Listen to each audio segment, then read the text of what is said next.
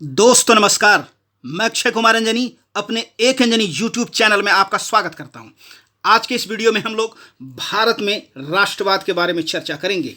इससे पहले हम लोग यूरोप में राष्ट्रवाद के बारे में हम लोग देख चुके हैं और किस तरह से वहाँ पर राष्ट्रवाद का प्रसार हुआ, इस चीज़ को भी हम लोगों ने देखा। और हम लोगों ने यह भी देखा कि इटली, जर्मनी आदि में एकीकरण राष्ट्रवाद के माध्यम से किस तरह से होता है। यहाँ पर हम लोग भारत में राष्ट्रवाद को देखेंगे और यहाँ पर हम लोग तुलना करके ये चीज़ देखेंगे कि जिस प्रकार इटली या जर्मनी में राष्ट्रवाद के विकास में नेपोलियन का जो रोल था, उसी तरह का हमारे यहाँ राष्ट्रवाद के विकास में कहीं ना कहीं अंग्रेजी या अंग्रेजी शासन व्यवस्था का यहाँ पर रोल रहा है। तो चलिए हम लोग देखें सबसे पहले कि जो राष्ट्रवाद है, राष्ट्रवाद का शाब्दिक अर्थ क्या होता है। हालांकि इसको हम लोगों ने पहले भी देखा है, लेकिन फिर से एक बार आप लोगों की याद ताजी कर देता हूं कि राष्ट्रवाद का शाब्दिक अर्थ होता है राष्ट्रीय चेतना का उदय। राष्ट्रीय चेतना का उदय ही क्या है? राष्ट्रवाद है। अगर आपके दिमाग में किसी भी प्रकार से अगर राष्ट्रीयता का बोध होता है, राष्ट्रीय चेतना का विकास होता है, तो वो क्या है? वो अपने आप में राष्ट्रवाद है। अब क्या है कि राष्ट्रीय चेतना के तहत होता क्या क्या है, जिसमें राजनीतिक, आर्थिक, सामाजिक एवं सांस्कृतिक जो एकीकरण है, उसका बोध होता है किससे? राष्ट्रवाद के माध्यम से। हम लोगों ने देखा था पहले वाले वीडियो में कि राष्ट्र किन किन चीज़ों से बनता है। राष्ट्र के लिए भूभाग चाहिए, राष्ट्र के लिए जनसंख्या चाहिए, राष्ट्र के लिए सरकार चाहिए और राष्ट्र के लिए क्या चाहिए? संप्रभुता चाहिए। तो इसको हम लोग पहले देख चुके हैं। अगर आपने उस वीडियो को नहीं देखा, यूरोप वाले वीडियो को, तो उसको देखिए, आपको काफ़ी चीज़ें वहाँ समझ में आएंगी। चलिए यहाँ पर हम लोग आगे बढ़ते हैं कि 19वीं सदी के पूर्वार्ध तक भारत छोटे छोटे अनगिनत राज्यों में विभक्त था। जिस तरह का वहाँ पर हम लोगों ने देखा, जिस तरह से इटली और जर्मनी छोटे छोटे राज्यों में विभक्त था, उसी तरह से 19वीं सदी के पूर्वार्ध तक भारत की यही स्थिति थी। यहाँ पर समान न्याय, अब देखिए क्या बात है कि समान न्याय व्यवस्था का अभाव था। क्यों नहीं रहेगा? हम कह रहे हैं कि जब छोटे छोटे बहुत सारे राज्य रहेंगे भारत में, तो वहाँ पर अलग अलग राज्यों के अलग अलग कानून व्यवस्थाएं रहेंगी और उस स्थिति में एक तरह के कानून व्यवस्था का तो सवाल ही नहीं उठता है। अर्थात उनमें राष्ट्रीयता का घोर अभाव था 19वीं सदी के पूर्वार्ध तक। अब देखते हैं कि क्या ऐसा चीज हुआ जिसके वजह से उनमें राष्ट्रीयता का बोध हमको दिखाई पड़ता है।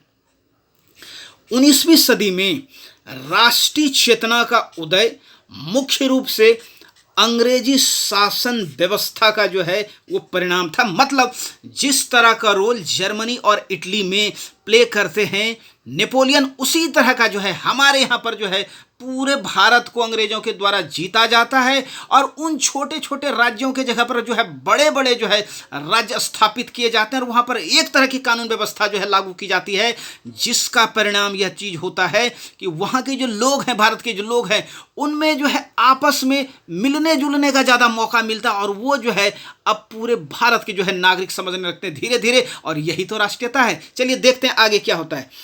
ब्रिटिश शासन ने जो परिवर्तन राजनीति के क्षेत्र में, आर्थिक क्षेत्र में, सामाजिक क्षेत्र में लाया, और उसके परिणाम स्वरूप क्या हुआ कि जो भारतीय जनता का जो सभी वर्ग रहे, वो शोषण का शिकार हुआ, अंग्रेजों के शोषण का शिकार हुआ, जिससे जनता जो काफ़ी असंतुष्ट थी अंग्रेजों के शोषण से। जनता चाहे किसी भी वर्ग का रहे, वो क्या थी? वो असंतुष्ट थी और इस असंतोष ने ही राष्ट्रीयता को बढ़ावा दिया या राष्ट्रीय चेतना का उदय होने में एक रोल प्ले किया, जिसके वजह से क्या हुआ कि अनेक आंदोलन होने लगे, विद्रोह होने लगे और इसके माध्यम से अंततः वह अंग्रेजों को भारत से निकाल भगाने में वो सफल होता है और हमारा देश स्वतंत्र होता है। इसी की कहानी हम लोग यहाँ पर आगे बढ़ाएंगे और यहाँ पर हम लोग मुख्य रूप से देखने का ये चीज़ प्रयास करेंगे कि कारण क्या क्या चीज़ है हमारे यहाँ पर राष्ट्रीयता के उदय होने में। बाद बाकी जो भी घटना है उसको हम लोग अलग अलग करके टॉपिक बाय टॉपिक देखते चले जाएंगे।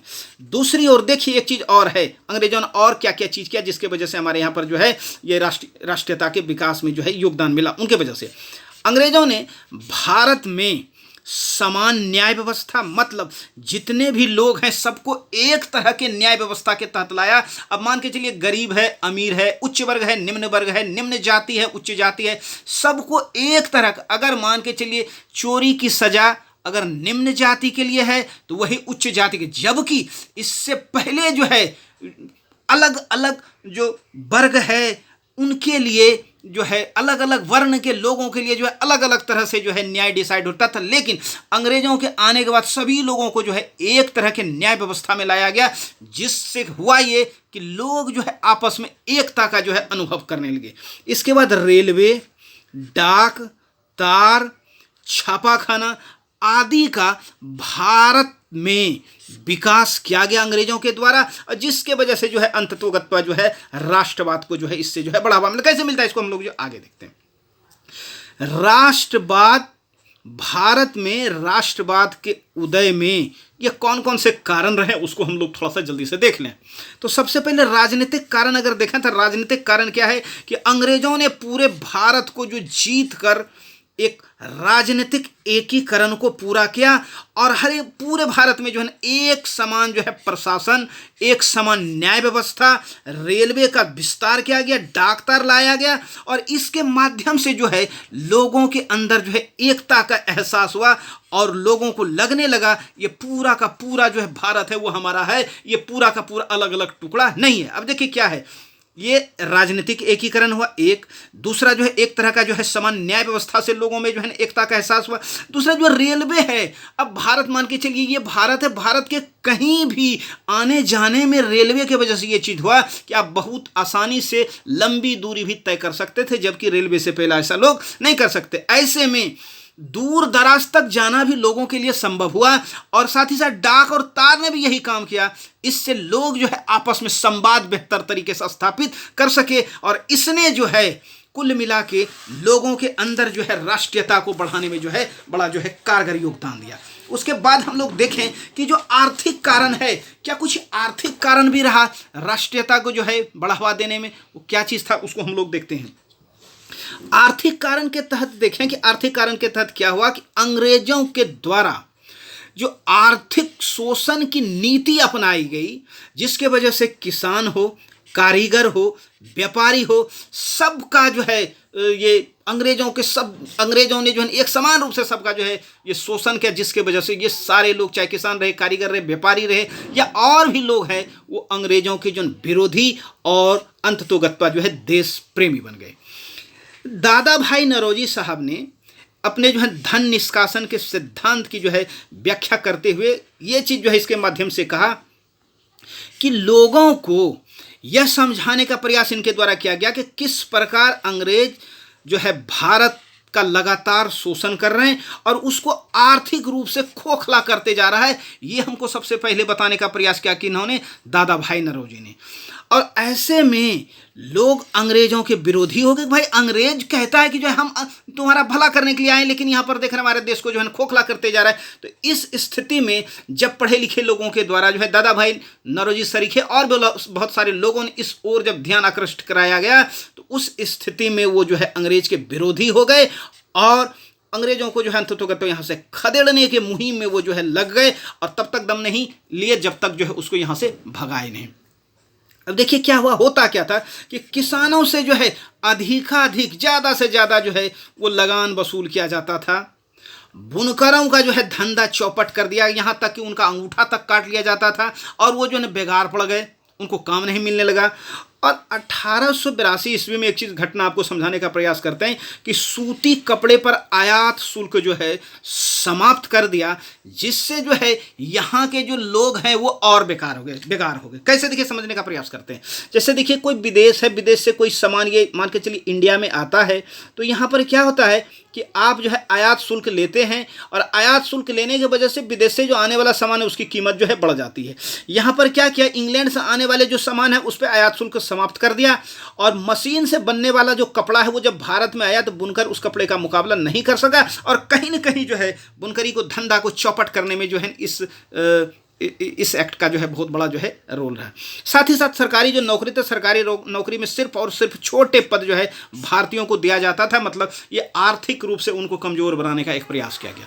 चलिए सामाजिक कारण देखें हम लोग, सामाजिक कारण जो है, सामाजिक कारण में अंग्रेज जो है, अंग्रेज अपने आप को श्रेष्ठ और भारतीयों को हीन समझता था, मतलब जो है नीचे दर्जा का समझता था। और साथ ही साथ उनसे जो है रेलवे, क्लबों, होटलों, सड़कों आदि पर जो है उनसे जो है घोर जो है अपमानजनक व्यवहार किया जाता, तो उनको लगातार जो है जलील करने का प्रयास किया जाता था। होटल और क्लबों के गेट पर ही लिखा रहता था, dogs and Indian are not allowed. देखिए कितनी जो है अपमानजनक बात है कि हमारी तुलना जो है कुत्तों से की गई, और जब इस तरह से किया जाता है तो कहीं ना कहीं जो है भारतीय के लोगों को आत्मसम्मान को जो है ठेस पहुंचा, और वो जो है उस स्थिति में जो है अंग्रेजों के घोर विरोधी हो गए। साथ ही साथ जो ऊंचे ऊंचे जो पद थे वो अंग्रेजों के लिए ही जो आरक्षित कर दिए, भारतीय उस पद पर जो है आसीन नहीं हो सकते थे योग्य रहने के बावजूद। धार्मिक कारण को देखें कि यूरोपीय हिंदू एवं इस्लाम, ये जो धर्म यहाँ के मुख्य धर्म थे, दोनों धर्मों का जो है सार्वजनिक रूप से निंदा और उसकी जो है खिल्ली उड़ाया करते थे। ऐसे में राजा राम मोहन राय, ईश्वर चंद्र विद्यासागर, स्वामी दयानंद सरस्वती, रामकृष्ण परमहंस, स्वामी विवेकानंद आदि और बहुत सारे लोग हैं। इन्होंने जो है क्या क्या कि एक तो सबसे पहले जो भारतीय धर्म में विद्यमान जो कुरीति थी, जैसे सती प्रथा और जो है बाल विवाह वगैरह वगैरह, इस तरह का चीज जो भी कुरीति थी, उस कुरीति को दूर करने का प्रयास किया और इसको जो है बेहतर बनाया, जिससे भारतीय अपने धर्म एवं संस्कृति पर जो है क्या कर सके, गर्व कर सके। तो ये जो है जो खराबी थी उसको दूर किया और अपनी संस्कृति को जो है बेहतर बनाने का प्रयास किया। देखो भाई, हमारी संस्कृति तुमसे किसी भी मामले में जो है कम नहीं है। चलिए उसके बाद देखें और किन किन चीज़ों का प्रभाव पड़ा।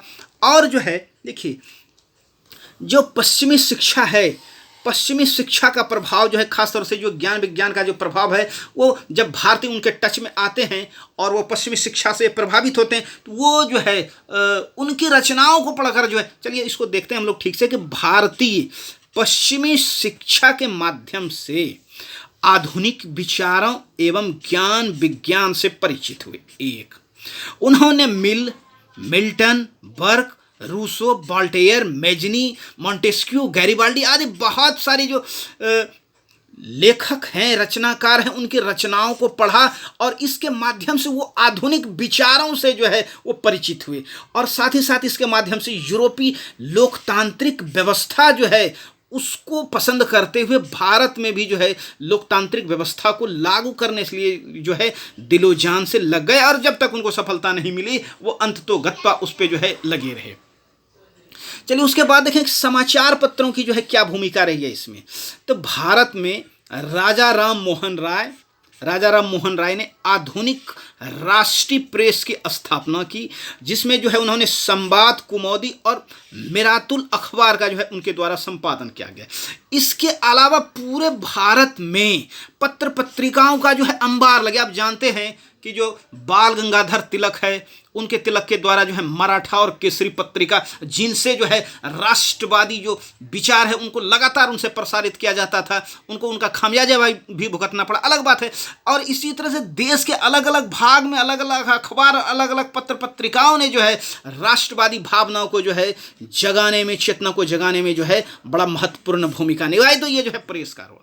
उसके बाद देखें कि कुछ अंग्रेज प्रशासक हुए, क्या उनकी भी कुछ भूमिका रही है क्या? और चाहे उन्होंने जो है करना चाहा गलत, लेकिन हमारे जो है यहाँ के लोगों के ऊपर उनका जो सकारात्मक प्रभाव भी पड़ गया। जैसे देखिए एक बड़ा ही प्रतिक्रियावादी जो है शासक थे लॉर्ड लीटन ने क्या किया, दिल्ली दरबार का आयोजन किया। देखिए क्या है, इस समय भारत में अकाल पड़ा हुआ था और यहाँ पर भव्य दिल्ली दरबार का आयोजन किया जाता है। ये 78 की घटना है।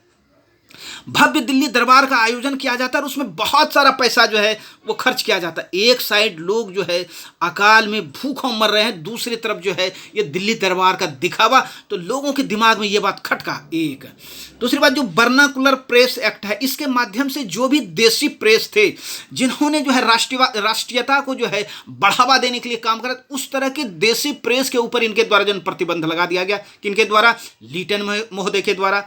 तीसरा चीज क्या है कि आर्म्स एक्ट, इसके तहत भारतीय अब जो है हथियार नहीं रख सकते थे। और साथ ही साथ ICS जो इंडियन सिविल सर्विस है, उस परीक्षा की जो उम्र सीमा वो 21 से घटाकर 19 वर्ष की दी गई। इन घटनाओं से भारतीयों को जो है झकझोर दिया और वो राष्ट्रवादी भावना से जो है ओतप्रोत हो गए। मतलब साफ है कि इनके द्वारा ये जो खराब काम किया गया, कहीं ना कहीं जो है भारत इनको चुनौती के रूप में लिए और उनको अब ऐसा लगने लगा कि जब तक अंग्रेजों को यहाँ से खदेड़ कर भगाएंगे नहीं तो हमको जो है मिलने वाली जो आज़ादी है नहीं, और आज़ादी मिलेगी तभी हम जो है वास्तव में अपनी सरकार जो है वो बेहतर काम हमारे लिए कर सकता है। उसके बाद देखें इल्बर्ट बीट, इन्होंने भी जो है राष्ट्रीयता को बढ़ाने में बड़ा काम किया। इस विधेयक में क्या हुआ, इस विधेयक में ये चीज़ हुआ कि इस विधेयक के तहत अब जो ये लॉर्ड रिपन के समय में लाया गया था, लीटन के बाद आए थे लॉर्ड रिपन साहब। इस विधेयक के तहत अब भारतीय न्यायाधीश, यहाँ के जो न्यायाधीश थे, भारतीय न्यायाधीश भी फौजदारी मामले में यूरोपियों की सुनवाई कर सकते थे। अब तक क्या होता था कि जो यूरोपीय लोग हैं, यूरोपीय लोगों की जो सुनवाई है फौजदारी मामले में सिर्फ और सिर्फ यूरोपीय न्यायाधीश ही कर सकते थे, लेकिन इस बिल में यह व्यवस्था थी कि भारतीय न्यायाधीश भी उसके मामले को देखेंगे। जब इस तरह की व्यवस्था हुई तो उसके वजह से यूरोपीय लोग उसका विरोध कर दिए। क्यों कि जब यूरोपीय न्यायाधीश इसकी सुनवाई करते थे तो उस स्थिति में कहीं ना कहीं यूरोपीय न्यायाधीश के द्वारा इनका पक्षपात किया जाता था, और जब पक्षपात किया जाता था ये बच के निकल जाते थे और यहाँ पर इनको जो है सजा मिलने की संभावना थी। ऐसे में यूरोपियों के द्वारा इनका जो है घोर विरोध किया गया और मजबूरन जो है लॉर्ड रिपन को ये विधेयक जो है वापस लेना पड़ा। और इस घटना से जो है भारतीयों की जो है इस घटना से भारतीयों की जो है आंख खुल गई। उनको लगने लगा कि मुट्ठी भर यूरोपीय लोग, ये लोग जब एकीकृत होकर संयुक्त होकर जब विरोध करते हैं तो अंग्रेजों को इस तरह का विधेयक जो है सरकार को वापस लेना पड़ रहा है। तो अगर हम लोग एकीकृत होकर अगर जो है कटिबद्ध हो जाएं विरोध करने के लिए तो उस स्थिति में जो है अंग्रेजों को हमारी बात जो है माननी पड़ेगी। और इस तरह से जो है भारत में जो है राष्ट्रीयता का जो है आगाज हो गया, बोध हो गया और हम लोग जो है स्वतंत्रता संग्राम में लग गए। अब हम लोग जो एक एक घटना को जो है अलग अलग जो है वीडियो के माध्यम से देखेंगे। उम्मीद करते हैं कि इस वीडियो से आपको कुछ ना कुछ लाभ अवश्य मिला होगा, और अगर लगता है आप कि इस वीडियो से आप लाभान्वित हो रहे हैं तो इस चैनल को ज़्यादा से ज़्यादा सपोर्ट कीजिए, शेयर कीजिए, और अगर अब तक आपने इस चैनल को सब्सक्राइब नहीं किया है इस चैनल को सब्सक्राइब कर लीजिए। इस चैनल से निश्चित ही आपको जो है लाभ पहुंचने वाला है। थैंक यू, धन्यवाद, बहुत बहुत धन्यवाद, बहुत बहुत धन्यवाद।